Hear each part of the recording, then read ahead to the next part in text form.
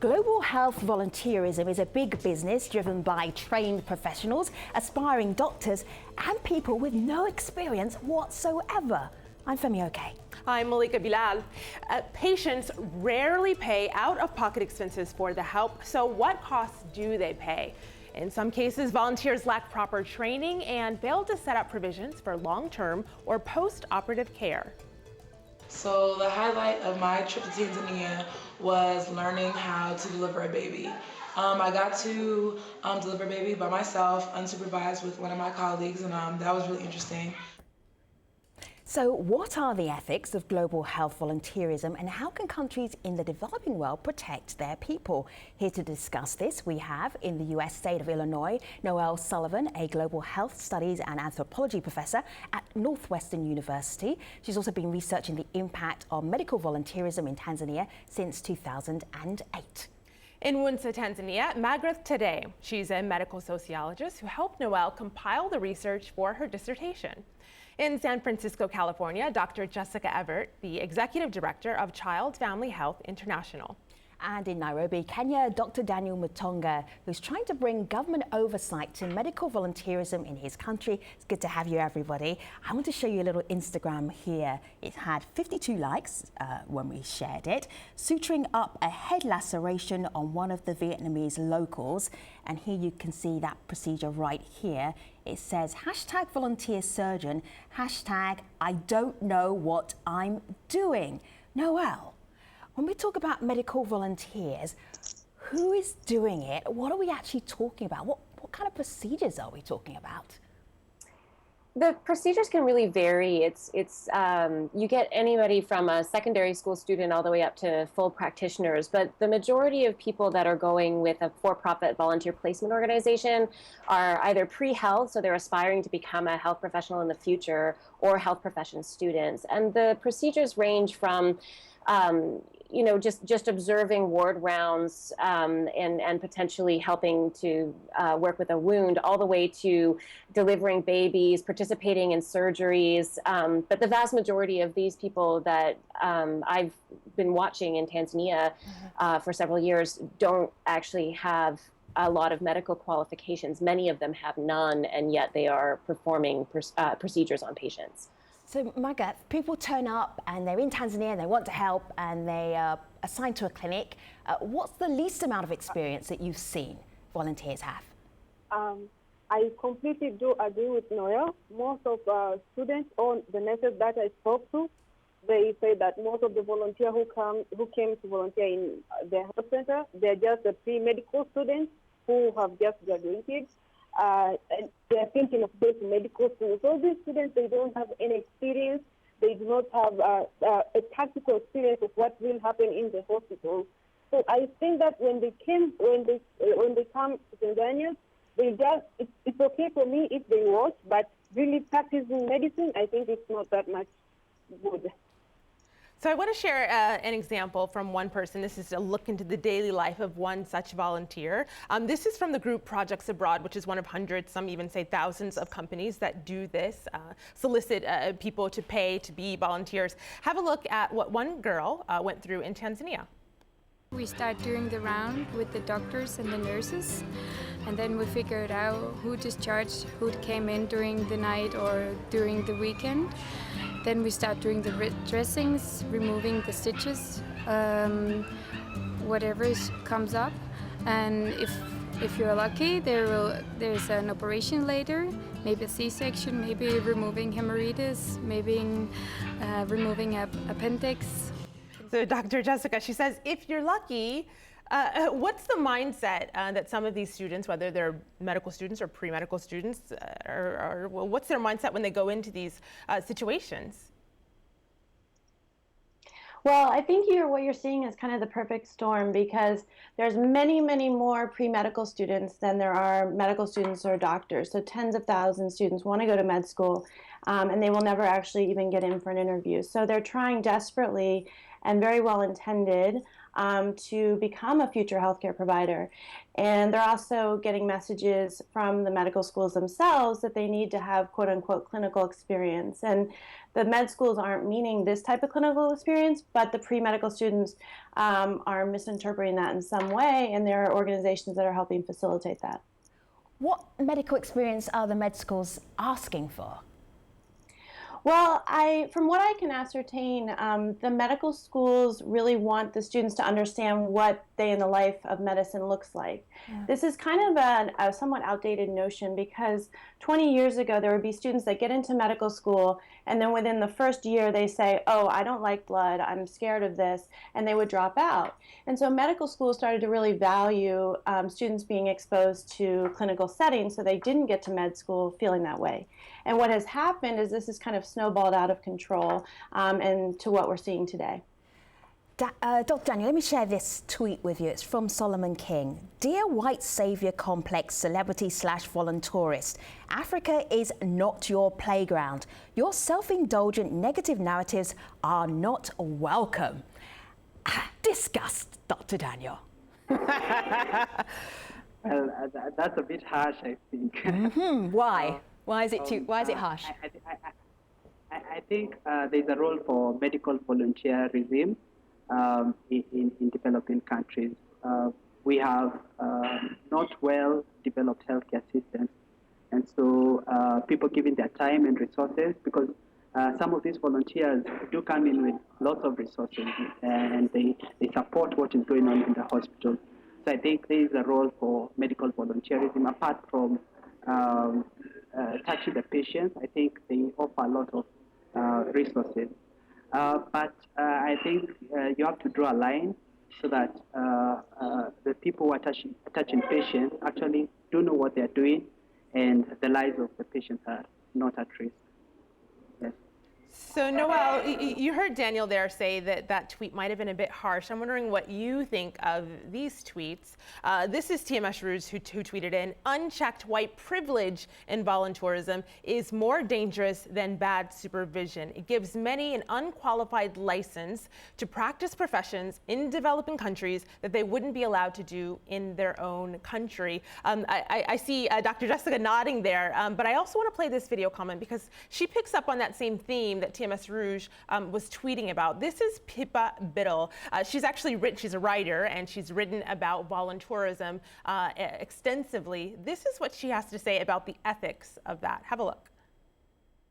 I used to do volunteerism. Today, I write about the issues in volunteer travel and advocate for more socially responsible travel options. If volunteerists wouldn't be able to do something in their home country, they shouldn't be doing it in a developing country.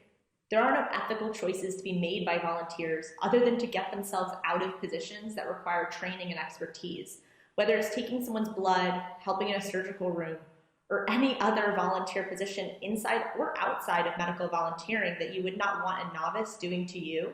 You should not be doing it to someone else. And Noel, the only ethical choice is to leave. What do you think of that? Well, I think it's really complicated because of the fact that a lot of medical schools in the United States, in the UK, even in Kenya, will require experience for the reasons that Jessica mentioned. The biggest issue there is that a lot of countries, particularly rich countries, have protections in place and adequate supervision available, and those things aren't available in a lot of the low-resource clinics that are being places for volunteer tourism. In some sense, I agree with the comment about privilege in that the people that are going have access to the resources to be able to go and do these particular things. And then for those universities that find volunteering abroad compelling, they potentially get access to educational opportunities that people in these countries that they're working in don't get access to. And they're mobile in that way. And so something that a lot of Tanzanian health professionals will say is, why is this a one-way street where we have to supervise and manage all of these foreigners, most of whom don't have adequate skills for the area, but they're not actually bringing us to their country to do something similar. They get something, and what do we get? You know, they might get some fees to the institution. So the hospitals where I work get $100 to $150 US per volunteer. So the more volunteers you host, the better your income is in terms of volunteering. But the people that are doing the shadowing, they get nothing. And you know, they're not necessarily providing skills that are relevant to that area. The drugs are called different names, the procedures are done differently based on the country, the medical culture, etc. Dr. Jessica, I see you nodding, and Dr. Daniel as well. Go ahead. Yeah, I just want to point out that it's kind of ironic because this whole dynamic is actually teaching future healthcare providers, doctors, nurses, etc., the wrong lessons about health and healthcare and health justice and social justice, patient safety, professionalism, all the values and skills and knowledge that we want them to go into medical school with and further develop well in medical school. So I just want to point out that there is like a disconnect here between what students are seeing and doing and what we really want to nurture in them. And medical schools are starting to get more savvy about this, but there is still a lot of perverse incentives on both sides of the equation. Let me just share with you a little video clip from GAP Medics. GAP Medics organise programs for pre-med students and would-be nurses so that they can go overboard and train and volunteer for a few weeks at a time. Have a listen to what two young ladies said about their trip to Tanzania. The best part is that we're learning all about it, and we like spend like all this time with the doctor and we learn it. And then straight away we get up and then we go put that knowledge to use and we get like the practical side of it as well. I feel like it's sticking to us so much more than just being in a classroom and just writing it down or listening to it or getting it from textbooks. So it's amazing. Yeah. Amazing. Dr. Daniel, is there a balance here between what the host country is getting and then what the students might be getting out of this volunteer equation? Yes. As a medical student, I worked with volunteers from different parts of the world, students who are from America, some from Europe, others even from Asia. And I think most of the students came to Africa for probably attaining a global health perspective to medicine. And so they would come in with the aim of putting that perhaps in part of their curriculum, career development, so that they will maybe get to participate in global health projects in the future. So I think students coming to the south do get a lot more than what the host countries are getting. But I think there needs to be a coordination. Perhaps if host countries were involved in the volunteer aspect, then they will perhaps say what they need so that there's a balance between the two. Yes. So I think the host countries need to play a bigger role in medical volunteerism. So when we talk about that balance, there's some online who are talking about how do we balance the risks and the benefits. There's a tweet we got out of Lesotho. This is Mumsi, who says, I have encountered firsthand the risks when I was prescribed the wrong medication by a volunteer. Margaret, what do you think some of the risks could be? I think that there are many risks. Sometimes we can have patient risks that might occur. Imagine a student who is not qualified attending a patient and that patient maybe pass away. That is quite a risk. And have you seen that firsthand? Have you seen that yet? I have not seen that yet, but that is the risk that is, I think it might occur in future because most of these students, they do not have, they're not that much profession, or they have not gone to school to be able to practice what they want to practice in Africa. So I think we should really take into account and see what will benefit from them and what they get from us. Because going through, talking to different nurses and respondents, they quite say one of the most important things that they posed it up was that most of these volunteers who came to us really take a lot from them. Like in terms of time, they have to take their time to teach them. And they give them knowledge. And as you know, knowledge is something that no one can steal from you. But these volunteers, they just give us money that will buy different medicine and equipment, and they'll go away. But the knowledge will always be there. I think this thing needs to be a two-way thing. Let me share something with you. This is a picture of Tim Tebow. He is, if you know who Tim Tebow is, he's a very famous American football quarterback. He's in surgery here. He went on a mission. Now, his parents are missionaries. He went on a mission and he was supposed to be helping with prayers. But the Filipino doctors were so pushed and were so understaffed that they pulled him in, and he wanted to help and be more practical help. So he helped do circumcisions. Yes, I did say circumcisions. The first time it was nerve-wracking, he said. Hands were shaking a little bit. I mean, I'm cutting somebody. You can't do those kind of things in the United States. But those people really needed the surgeries. We needed to help them. I'm just going to let that sit out there with you and percolate, and you can react how you want to react. But Dr. Jessica, you were put in a similar position when you were a youngster and you were out in the field and volunteering. Tell us your horror story. Sure. So I went to Africa, Kenya specifically, with an organization that had kind of given me, I think, a false sense of reality and told me, similar to what you're hearing in that Tim Tebow article, that, you know, there was no one else to do this, they were overstretched, they need your help. So I went as a first-year medical student, and at that time you don't have any clinical training. And about a week into my experience, I was sitting next to a perfectly capable local doctor who had done hundreds of this procedure, and I was asked, oh, do you want to do this? And the procedure was called a lumbar puncture, and it's when you put a needle into the back of a patient. This patient happened to be 7 years old, and there was no anesthetic. The child was held down, screaming, defecating, while I attempted to inject this needle into his back, and I didn't get the lumbar puncture. It delayed the diagnosis for the child, and it also injured him significantly, while a local physician who was licensed and who had done many of these and probably would have got it right away with a lot less pain for the child sat next to me. And when I reflect on that, there were a lot of reasons that happened. It was in part because of the construct that I was under, but also because my local host wanted me to have a good experience and to step up and develop my skills and be entertained. And that's part of this dynamic that's really important to point out.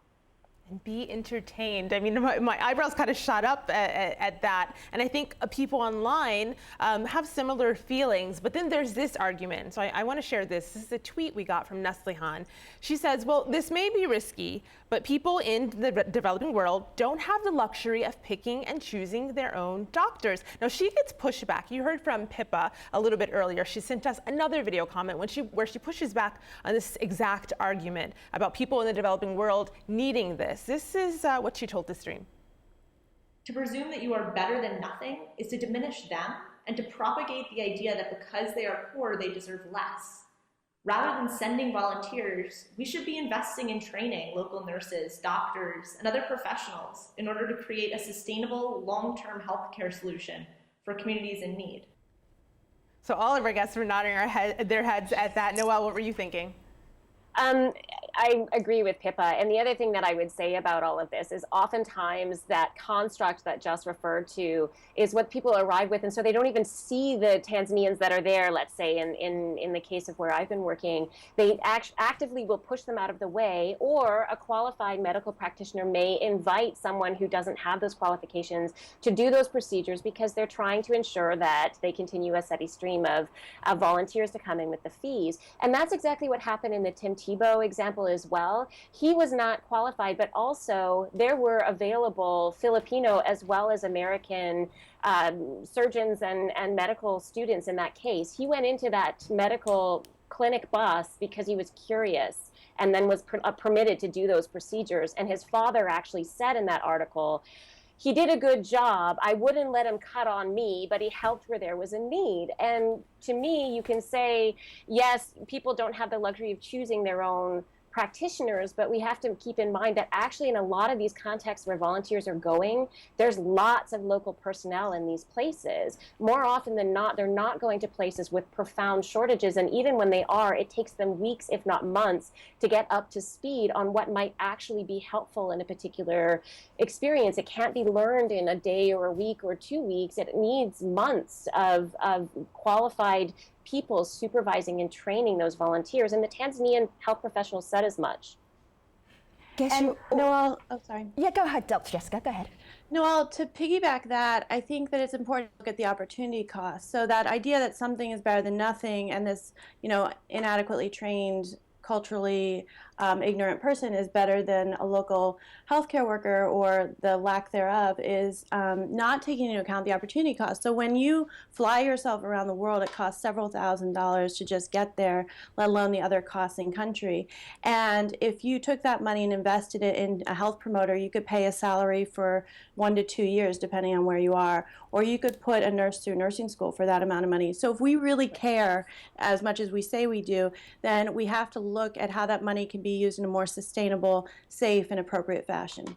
Guess you're sharing your benefit of your experience with us. There's one young man who was volunteering in Tanzania, and he has a couple of really good takeaways. I'm going to ask you for yours in just a moment, but have a listen to his. Again, there were certain things that I would have brought second time around.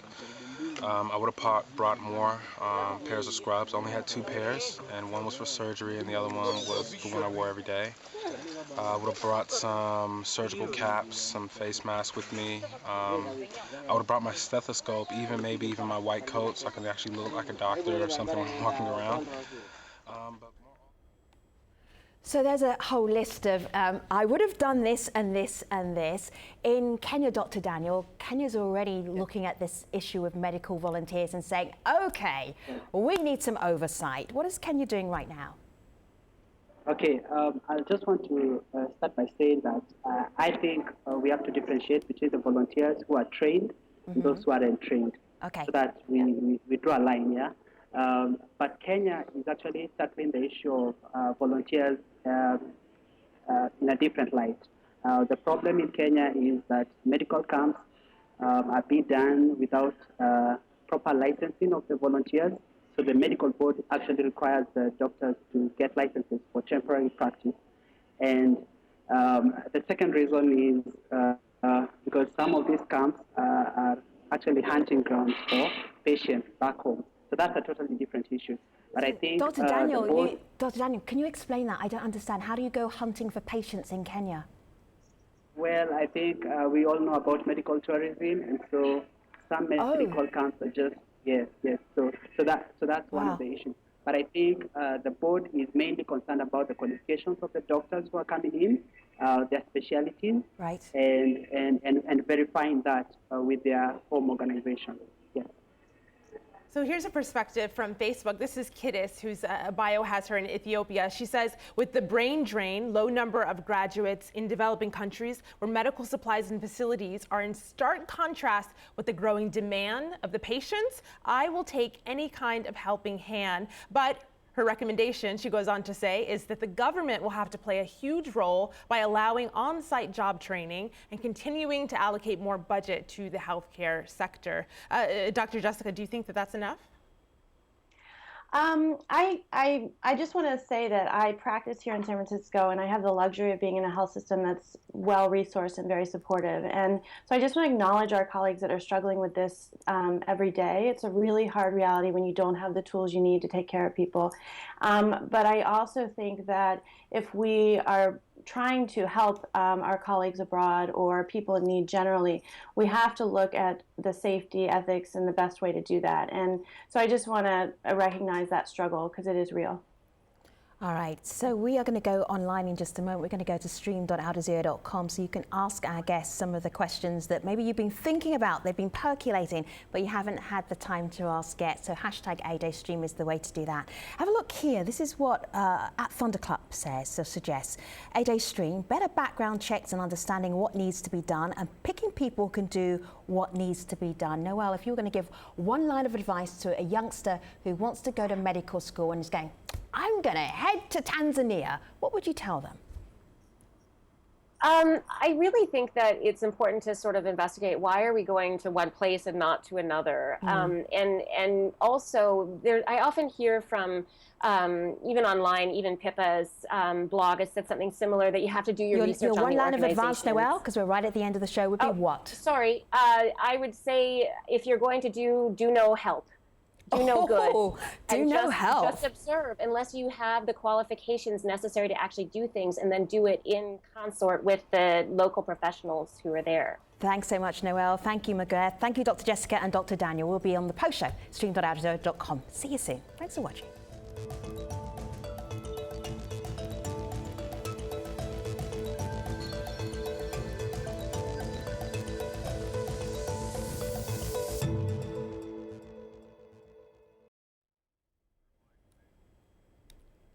Hello again, welcome to the Post Show. We've been talking about the risks and benefits of medical volunteerism. We've picked up a lot of the risks, the benefits not so much, but something keeps coming up in the conversation, that's organisations who facilitate the volunteering.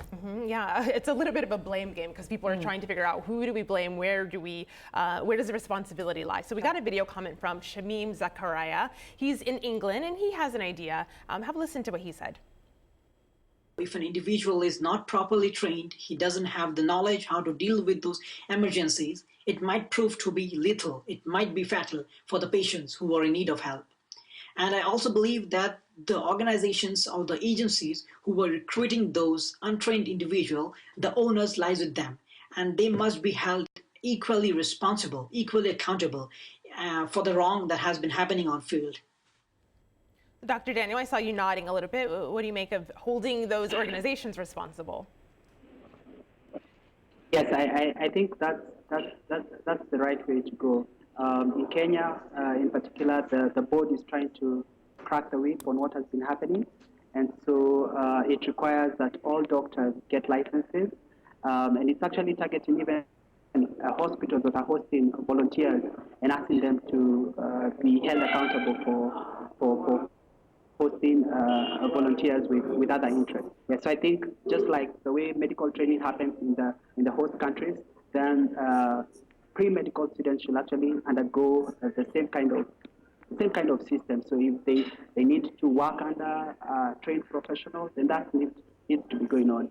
Yes, so just incorporating what the pre-medical students are doing with what is actually going on in the country in terms of training of medical doctors. Yes. Dr. Jessica, this is something that you're trying to kind of make sure that you've got some oversight with the programs that you run. And what are the basic principles with which you're suggesting that people, they go overseas and they can train and they can do something that's not harmful to the local community and helpful to the students themselves? Yeah, so while I may seem like a critic of this, I actually had an organization that has sent over 8,000 students and young professionals abroad. So I do believe that these are really valuable immersion experiences. Child Family Health International's tagline is, "Let the world change you." And I think that humility is something that we have to be very intentional about. In healthcare, there's this dynamic where the less experienced you are, the less humility you have, which is counterintuitive, because you haven't seen the dangers of the drugs we give or misdiagnoses or other harms we can do unintentionally to patients. So as you proceed along your medical career, you get more humble, whereas younger students tend to be less humble because they think that anything is good. So we have to, as organizations, really challenge that and purposefully create programming that puts students in the learner's seat rather than the doer's seat. So Noelle, this was an issue that you've been uncovering since 2008. What made you find it? What made you think, okay, this is important for the world to know about? In Tanzania, volunteers started coming in 2007, and I was doing research in one of the health facilities just on changes over time. And when I returned in 2011 to talk to the healthcare professionals about follow-ups on my research, I saw for the first time pre-meds going in and delivering babies and giving each other advice. And they often push one another to do more and more hands-on stuff. And even in interviewing, I've interviewed almost 50 foreign volunteers from high schoolers all the way up to medical students who are in their 5th year, and that they've confirmed what Jessica just said, which is just that the medical students tend to stray away from being so hands-on, and if they're going to be hands-on, they're much more concerned about having a supervised professional or a supervisor or professional with them, whereas people with less training just don't have the foundation in medical ethics or even the respect for patients that come from getting medical training early on. Just scooting through my timeline here, lots of people were weighing in on this conversation. Malika, what do you want to leave us with? I'll leave us with this tweet from TMS Rouge, because in giving our best practices, he gave us a long list. You can see them on Twitter using #AJStream. But here is his last one that got a few likes. People seem to agree with it. He says, "We need support at the policy level promoting local capacity over imported, quote unquote, savior solutions." All right, so Noel Sullivan and Dr. Jessica Everett and Dr. Daniel Mutonga and also Maglev today, who had to leave us. Thank you so much for being part of the stream discussion today. Really appreciate your time. Take care, everybody.